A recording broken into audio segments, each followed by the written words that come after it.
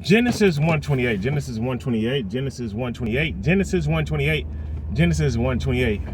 That particular scripture talks about being fruitful and multiplying, meaning to have kids, meaning to be married and have kids.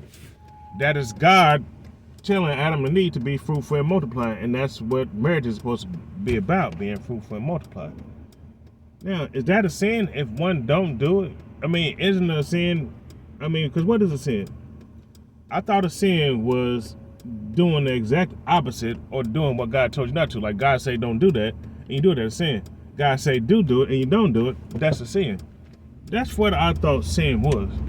Now, think about it, I see a lot of folk bring up fornication, and they speak about fornication, talk about fornication, talk about having sex before marriage, that's a sin. Having sex before marriage is a sin, they call it fornication.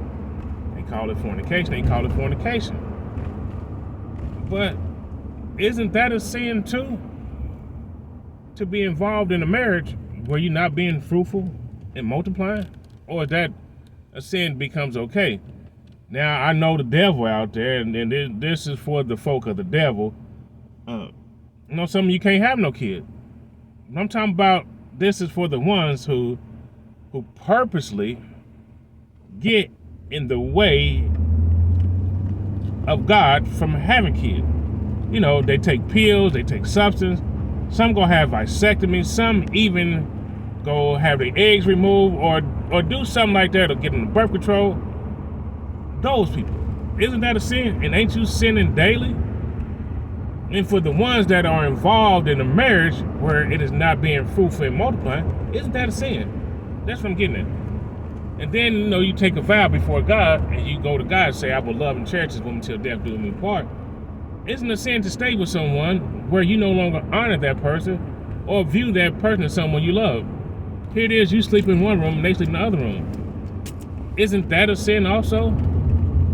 Or are those type of sins involved in marriage ones that we have made okay? And is that the reason why the divorce rate is so high?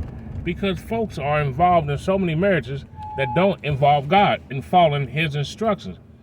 You are involved in a marriage that you created. Isn't that a sin? Isn't that a sin? Think about it. If fornication is a sin, that no matter how you look at it, but you never hear nobody making segue for sin for fornication. But anyway, they justify marriage. Okay, y'all have a good day.